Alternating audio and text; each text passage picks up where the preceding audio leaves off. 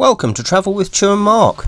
Today we're giving you a full look inside one of the most budget-friendly cabins on the Ambassador Ambience, the inside cabin. Wondering how much space you actually get, what's the storage is like, or whether an inside cabin is comfortable for a longer cruise?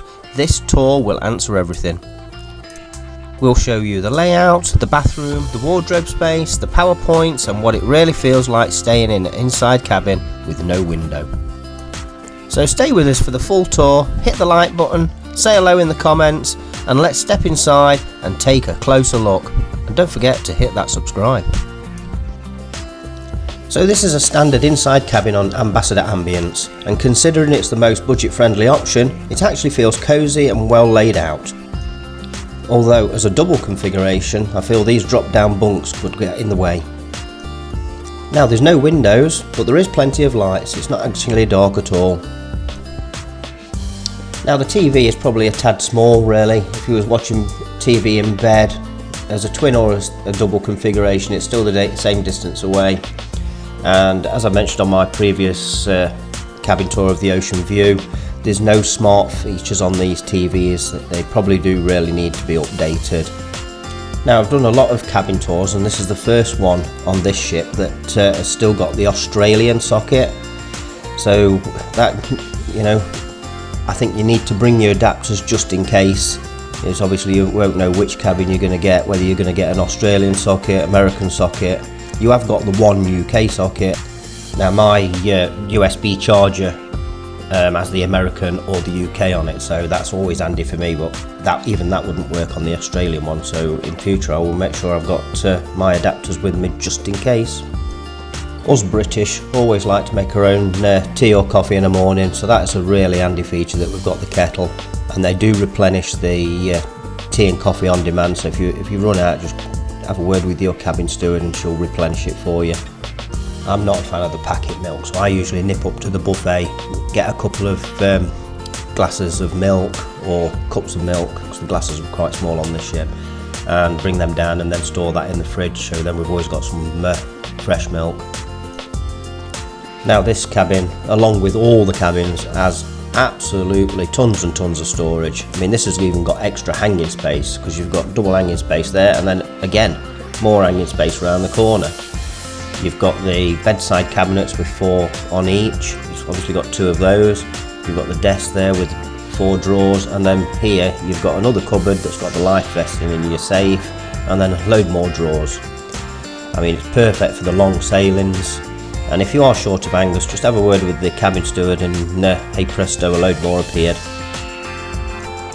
There's still 4 life jackets in here, but I can't imagine anyone now on an adults only ship would be having 4 adults in one cabin. So I think that's something that eventually will probably be removed. Now the bathroom, it's small, but it's more than adequate.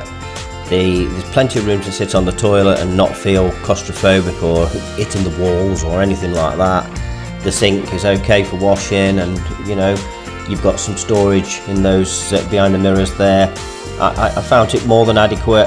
And then coming to the shower, well, the shower, it's like a pressure washer. Some people reported that it gets hot and cold. I only experienced that once, as I've said before. Other than that, it's, you know, I think that was my fault as well. I was in the shower a very long time. Other than that, it's adequate. It's more than adequate. It's tight, compact, but you're not stuck in there. You don't feel claustrophobic at all. What's your thoughts? I mean, you know, do you go inside cabin, or do you go balcony? I know when you sort of go on the prices for inside, it certainly makes it more attractive. You know, with an inside cabin, you can probably do another cruise with what you save on a balcony. And here's just to show you what's behind there, nothing. So, but yeah, you probably save enough money by having an inside cabin, and you can do another cruise. What's your thoughts? Do you do inside or do you do balcony? Let me know. Now as a twin, it certainly is the best configuration to maximise the space. With those drop down bunks, you are very restricted.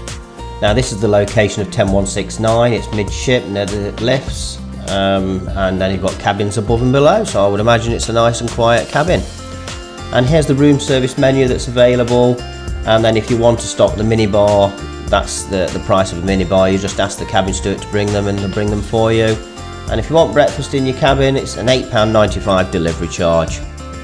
So I do hope you've enjoyed that little brief cabin tour, and I do advise you to pop and have a look at my ocean views cabin tour. And I've also got a balcony and suite balcony on there, and then the next one that's coming up is where I snuck inside a lot of cabins on disembarkation day and just quickly filmed a few of them. So there's going to be a multiple one coming up next, so make sure you hit that subscribe and say hello in the comments and give it the thumbs up. Now here is our playlist on Ambassador Ambience if you want to watch any of those videos. Thanks for watching.